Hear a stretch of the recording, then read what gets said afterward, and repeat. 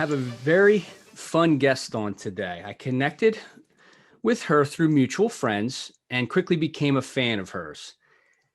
She is who I call a competitive creative, which I can so relate to. She lives to create and has a healthy love affair with winning, and her entrepreneurial spirit is infectious. She is the owner and head chocolatier of Devour Desserts and fancies herself as the queen of flavor. Her award-winning bite-sized desserts are handcrafted in small batches with extreme attention to detail and exciting flavor combinations. Devour Desserts is a 5-time Best of Gloucester County winner as the best candy shop and has officially thrown in their hat in the 2021 ring to go after Best Bakery. Let me introduce her. Misty Solomon, welcome to the show. Why, thank you for having me. I was really looking forward to this. Glad to have you. Happy to be here. Wanted to dive into your career path and history and really how you got to where you're at today. I know that you attribute much of your business success to your direct sales background and experience where you spent over 10 years with Tastefully Simple. Do you want to talk about how you got to Tastefully Simple and just talk about your career path leading to where you're at? Yeah, absolutely. So I I actually attended a Tastefully Simple party. I had dabbled in direct sales before. I actually sold Mary Kay for a couple years and lost thousands of dollars in inventory and swore that I would never do any kind of direct sales again. So when I went to this Tastefully Simple party and I was so enamored by everything that was happening, I was hesitant because I had already made up my mind that I would never do it again. And then I just changed my mind and I did it. And, it took off really quickly. I was pretty much immediately, thrust into leadership. Mm-hmm. And stayed with them for over a decade. My team did over $1 million in sales 8 years in a row. Wow. And we had upwards of like 500 team members at the height. So it was great. They, aside from the money that was coming in, they taught me leadership skills, because I was a leader. They were really about self-development. So they would, bring us out for the weekend and bring in these amazing trainers and, speakers that were, passionate. It was something I had never really experienced before and absolutely loved that element of it. So, yeah. No, awesome. And those type of businesses, I mean, that's what they're all about, is just to develop your personal, your personal skills, your personal brand, and just build their business or help build their business, which I wanted to get into as well with what you're doing with your personal brand and how you're building your business. It's actually a lot of fun to watch. But before I get into that, you were regional sales director for is it ViSalus? Yeah, ViSalus. Yep. So that was like I had left Tastefully Simple. It was just time for me to leave, time for me to move on. I got into, I was really, had been making desserts on the side also out of my house towards the end of Tastefully Simple. My dad went through a really rough bout with cancer. So I was really heavy and I found this company called Body by Vi and they did this 90-day challenge and I was about it, so I jumped into that. And stayed there for probably a year. I didn't have anywhere near the level of success that I did with Tastefully Simple, but I had the sickest body I ever had in my entire life. So it was worth it. Good stuff. And then you continue with your sales experience. You worked at Be Safe, which was an alarm company. Yeah. How was that experience? Interesting. It was a very male dominated industry. So I went in, as a salesperson. Sales is a love of mine. It's something that I just am naturally good at. So I went in and, immediately became like the number one salesperson. And I, of all these men that had been in this industry for like 20 years, and here's this young girl coming in and selling everything. So it was interesting. Let's just say it was interesting. And I wasn't there long. Yeah, it looks like just over a year. And then that's when you started in 2015, you started Devour, but you were already doing it in your home kitchen, correct? Right. Yeah. I started in 2011. I just really was unenamored with edible arrangements. and how they were operating. I used them a lot for my business when I was sending gifts to my team members. And towards the end, I remember thinking like, how am I spending $150? And these strawberries aren't even dipped in chocolate. Like, this is just fruit. Like, this is so stupid. This can definitely be better. I felt like they were underserving their customer, and I knew it could be done better. So I really just started to do it for fun. It was really just a hobby. It was never in a million years like, I'm going to start this business. But fairly quickly, it escalated to a point where I was like, oh my God, this is actually a business. So I ran this illegal business out of my house for 4 years, never got caught, never got turned in. I don't know how I managed that. And then opened my first storefront in 2015. So I will say to people, if you are running an illegal food business out of your home, stay there as long as you can, because you're going to make a lot more money out of your house than you will going and moving into a storefront. It takes years. Yeah, before you take on rent and lease agreement and all that. And so you opened up your first store in Mantua. Did you do that all on your own? Did you have any business partners? You know, how did you manage that? I didn't have business partners. Okay. It's an interesting story. So I had my very first business coach, and she was her name's Kate Butler. She's local.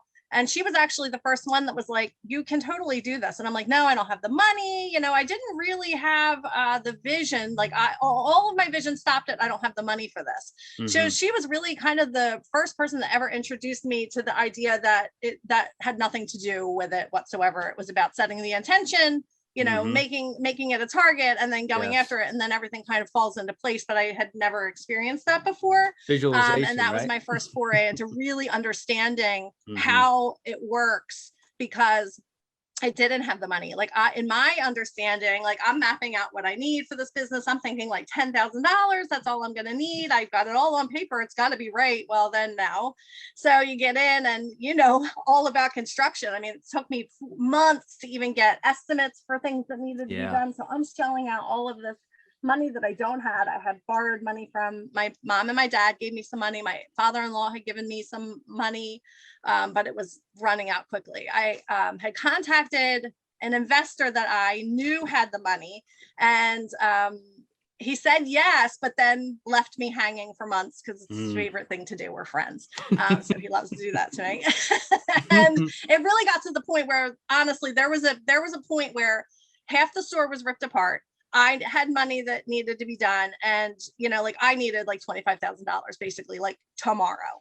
Right. So I remember going home and just like crying my eyes out and, you know, like just not knowing, feeling stuck, like not knowing what to do next. What step to do? Am I going to give up on this and then waste all of the $15,000 that all these people had already given me? Where am I going to get this money from?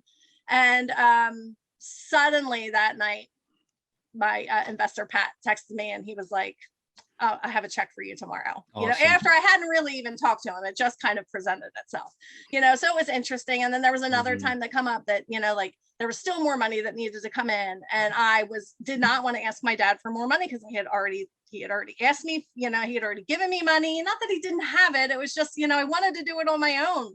Yes. So it was very humbling to have to go back to him and say, you know, like, can I get more money? And he's like, of course you can have more money. And here it is. So sometimes we make it a lot harder than it needs to be. Sure. What a relief. We like create all of these stories about how we can't have what we want.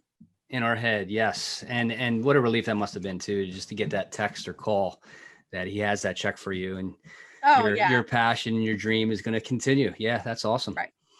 Yes, and I will say that I'm a big fan of like Post-it notes.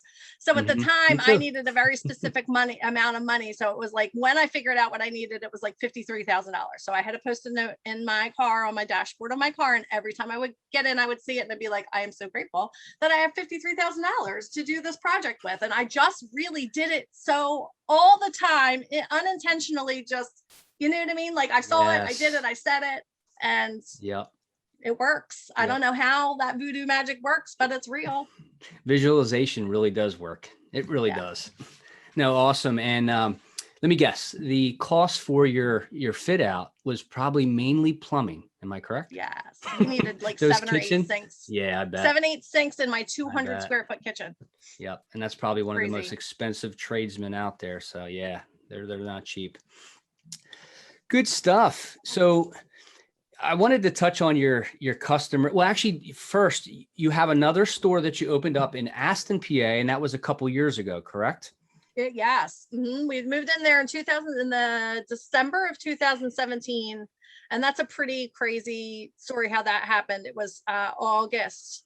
It was August. And I had this idea that I wanted to bring I had already been running like a kids in the kitchen program, and I really wanted to expand that. So I just started to have these ideas about how I needed more space. We were really bursting at the seams during holidays. It was like we were running out of room to put things. So I knew that another location was going to be important. We also had a lot of people at the time when I first opened. We were doing chocolate dipped fruit truffles and some bars, but not really any kind of cakes or cupcakes.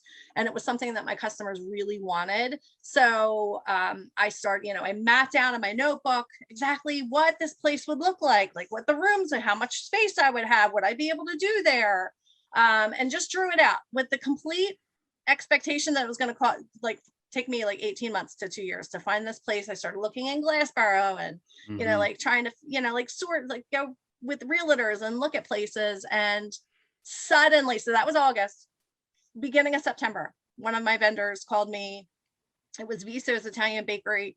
They're out of Aston, Pennsylvania. They sold me my cannoli. So it was the one thing that I didn't make was cannoli because I'm not Italian and I don't know how to make it. So I'm going to find, if I can't make it myself, I'm going to find the best place to make it and bring them in. So I was wholesaling from them. And I got a phone call saying we're going out of business. And all I'm thinking is, oh my God, how am I going to, Christmas is coming. How am I going to give my customers cannoli? I was one track mind, So I placed this order and I went to pick it up. And when I got there, she was like, you should take a walk around. And I'm walking around this place it's huge. It was huge. And she was like, you should think about buying it. And I'm like, I will. I'm going to think about buying it. Okay. So, went home, realized that it literally is everything. Everything that I had drawn out was right in front of my face. So it was interesting because it was so fast, and I wasn't planning on it being that fast. I was planning on having tons of time to figure it out. So it was really feet to the fire kind of a moment. Once again, my investor came through, helped me out with the funding for it. And you may have known him. It's Pat Geist from McCormick Taylor. He's got a really huge company in the city and all over. They do highways and infrastructures for highways. Heavy he's been an amazing mentor to me, an investor, and he takes really good care of me. So he came in. No one thought this was a good idea, right? No one, including me. It really I can't say that I was really ready. I had just finally got to the place where I wasn't working 18-hour days. I was kind of everything was flowing and it was nice. And here I am with this. Now I'm back in the thick of it, but I knew I was supposed to. I knew it was the right thing to do. It was very guttural for me. It was very just right. It's going to take up all my time. It's not what I would choose, but I know I'm supposed to do it. So I'm just going to say yes. And even your investor, pretty much how I live my life. I love it. Your investor didn't think it was a good idea either, or he believed in you. I don't know I don't know. There were a lot of people that did not think it was a great idea. Let's just say that. Well, it is. And you're expanding. And how are sales been in comparison to both shops?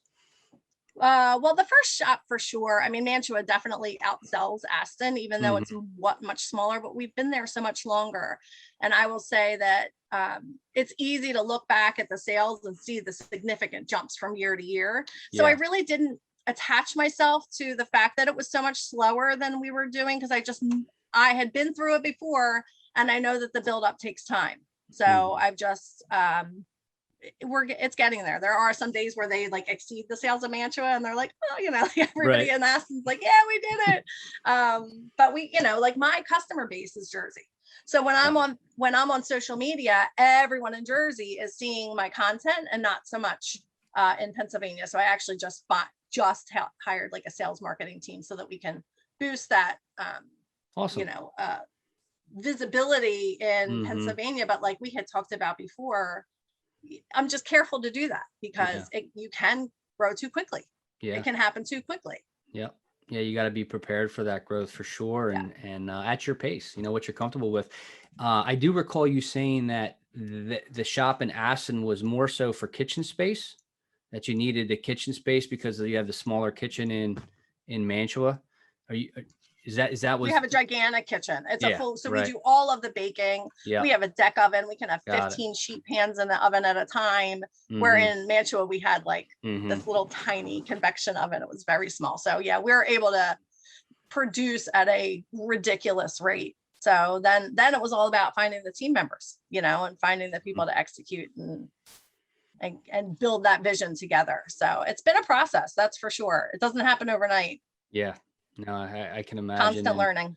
And I want to thank you, since you're talking about team members, for giving my daughter Alyssa a internship. She absolutely loves working with you, and I told her to learn from the best. Yeah, she's great. She's a good kid. I really appreciate that. So let's talk about how important for a small business, customer, engagement is, and social media, and what you do on social media. It's actually a lot of fun to watch. The way you engage with your customers and or potential customers. Just talk a little bit about how important it is, your social media and building that personal brand. Yeah, I mean, I try to engage them as much as possible. From my perspective, a lot of these people have been buying desserts from me since I was at my house. They've been, a lot of my customers have been with me for the whole ride. So they love to watch it and they love to cheer me on. Like, I'm very much I want to see other businesses succeed. I love to watch other people succeed. I love to watch other people win. Like, it's not threatening to me, even if they're in my industry, that's exciting because someone is showing that it can be done. So, I love to share not only the good stuff, but the bad stuff, the highs and the lows, the crazy customers and the awesome experiences, and the whole gamut. Because there's so many plates spinning, and it's an interesting story. People like to hear about it. They like certainly is. Follow along and see what's all happening. The things you're going through day in day. And I've seen quite a few shares. Would you like to share a funny one? Because there's quite a few. There are quite a few. I will say that probably the most popular and funniest thing that I still will have people stop me in the supermarket and be like, "Oh my God, I remember you did this thing." We had, there was this lady named Frida. So we do strawberry shortcakes. It is our number one seller. Our strawberry shortcakes are very simple. It is cake, whipped cream, and fresh cut strawberries. That's it. It's not fancy. So we had, sent her out with this strawberry shortcake. It's like wrapped in a plastic collar, and she didn't think that it was pretty, I guess, I don't know, and wrote a review saying that, she wouldn't recommend our bakery because this ugly strawberry shortcake, and it was like the Leaning Tower of Pisa and just all this stuff. Well, let me tell you, first of all, if it's a legitimate complaint, I care. Like, it's not like I don't care. Like, I will drive to somebody's house like 4 hours after we're closed to deliver something if it was wrong. And, like, I have a respect for people, a respect for my customers, that I want to get it right. But there's also nonsense, right? And this was just nonsense to me. Like, it literally says right on the menu that this is what you're getting. I don't know what you're not getting. So I was walking through the supermarket and I saw this flat of strawberries. Now, I buy flats of strawberries, cases of strawberries every single day, but for some reason I saw this flat of strawberries and it literally like just came out of nowhere, and it said, Frida hates our strawberry shortcake. And I was like, okay, this is happening. So like for a couple days, really, it was so aggressive that I was like, ooh, is this really happening? Like, I remember calling my business coach and being like, can I run a special like this? And she's like, I think you definitely should. So I ran a special called Frida Hates Our Strawberry Shortcake. It was a 2-day special. And I just basically said, listen, we love all of our customers, but Frida did not like our strawberry shortcake. We think it's beautiful. We hope you think it's beautiful. We're running a sale on it. It's a 2-day special. We sold 100 strawberry shortcakes in 2 days. They loved it. So there's, that's probably the funniest clapback that I ever had at like a ridiculous customer. Because of the story. Since then. It's all about the storytelling, right? The story behind the whole thing. That's great. Thank you for sharing. You're welcome. So where do you think you're going? Obviously, you open up your second store. Do you see more stores down the road, or are you just trying to just grow the 2 locations at this time? Well, I'm trying to grow the 2 locations at this time and get the structure right, get the procedures right. That's really what we're working on. There's still a couple kinks that we're trying to, when you're running an operation like this and you've got the information that's coming in, right? It's email, it's Facebook messages. People are texting me, they're messaging my regular page, they're calling the store, they're stopping into the store. So like finding some kind of a system to funnel all of that has really taken us probably the better part of this last year. And getting the right key people, the communicators in place to be able to respond to those messages. And so that's been it. But yeah, I mean, like my goal is to be a national brand. That's been since I started, really. I saw visions of taking over edible arrangements, customer base, and like serving customers in a different way. How that's going to happen, I'm not exactly sure, but I'm also totally fine with figuring it out as I go along. Like I don't have to know what the end game is because I feel like the road rolls out in front of me, right? Like I just take the next right step and then everything will fall into place. So right now, our next, I have a plan for a 3rd location because we really need to round out our product line and do gluten-free and nut-free in a certified, like careful gluten-free, nut-free space. That's, like people ask for it all the time, but I'm just not comfortable doing it in my store where we've got gluten flying around the kitchen all the time. So some place that things can be packaged. And then vending. I really believe that vending is the future. So that's where I'm putting my eggs in that basket. Got it. Now, do you think it's good to have a larger menu or a smaller menu when you're a smaller business at this time? Well, it's easier to have a small menu. Sure. I don't know if it's better. You have so many people that love different things, one of my customers they come every single year and she picks up a German chocolate cake for her mom or dad. It's not something that's on our regular menu, but she loves our German chocolates. So as long as we have enough notice and it's not like a holiday weekend, we'll try to accommodate as long as we can get it right. As long as we can get the flavors right, we'll do it. No, got it. So you do like custom orders, basically, you're saying? Yeah. Yeah. Awesome. So getting into this industry, I understand that your father was in the chocolate biz. He's kind of. I mean, he imports cocoa beans. Okay. So he works for a company that imports cocoa beans. So he works on the dock. He brings the ships in. I will tell you that cocoa beans are the most lecherously disgusting smelling things. Like if you walked into a cocoa bean factory, you would literally be overwhelmed by it is gasping for air. Got it. Horrible smell. So yes, I don't know how I fell in love with chocolate at a young age, being in like in that environment where I was smelling that. I still loved it. But yes, so I remember he used to bring home like these huge almost like a pillow, but it was filled with air that they would have in the ships to make the cocoa beans not shift from side to side. And he would bring them home, throw them in the backyard, and we would like jump on them. And he would bring home like 25 or 30 pound blocks of chocolate. Got it. Fun. Yes. Now, what kind of chocolate was it? Was it milk or dark or? Really good chocolate. I don't remember. I don't know where it came from, but it was delicious. When I was 7, it didn't really matter. We're a chocolate family too. We love it. Yes. So outside of work, what are you passionate about? Like, what do you like to do for hobbies? I mean, obviously you're passionate about growing your business, but what do you do on downtime? Yeah, I saw this question coming and I was like, ooh, this is going to be tough because I really love work. Yeah. I love work. Yeah. I love self-improvement. I love building and creating. Like I don't watch television. I don't watch movies. I don't really I wish I had more hobbies. I do like to golf. Yeah. But I would say, I don't know, I have fun building. So I remember we were open all through COVID, right? Like we didn't miss a beat. There wasn't like a time where we ever stopped working. And sometime in June, I was like, you know what? I'm gonna take a day off and I'm not gonna do anything work related.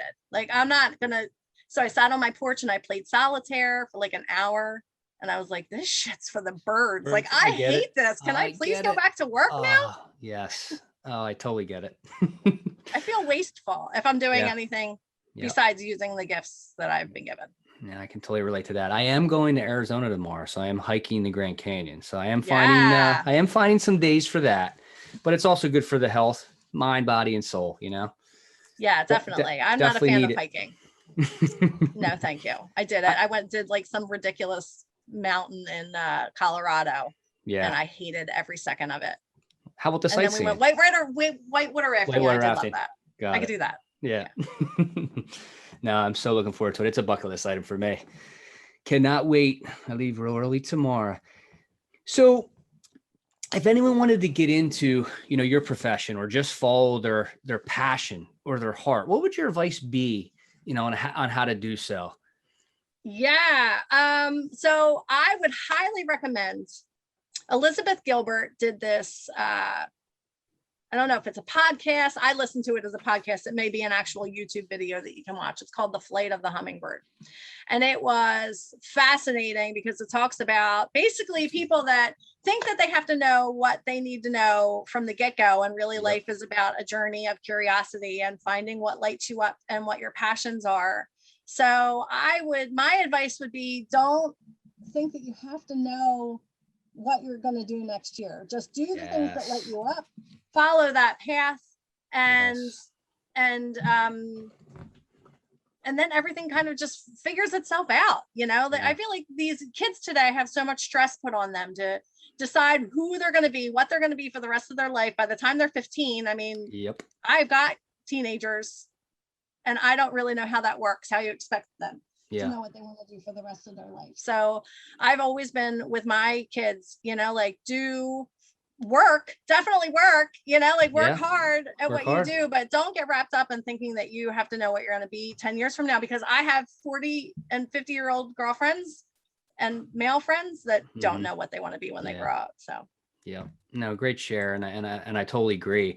I mean, I don't recall what the statistic is, but when we're a young kid, I think like 4 years old, we're at our max creativity. Like our creative scale is here.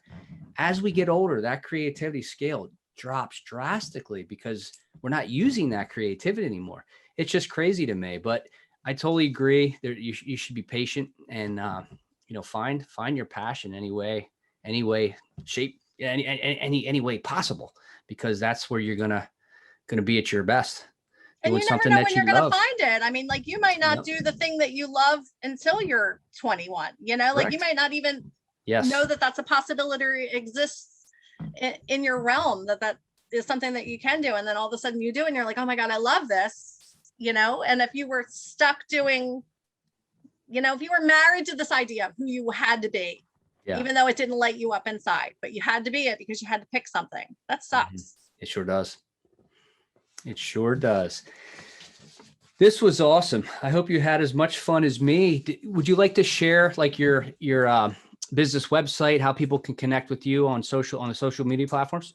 Yeah, so you can find me at Misty Solomon. You can definitely follow me. And my business is Devour Desserts. We are on Facebook as Devour Desserts, and we're on Instagram as Devour Desserts NJ and devourdesserts.com. I love it. Thank you so much for taking the time, and I'm sure I'm going to see you soon. Definitely. Have a great trip. I will. See you soon. Take care.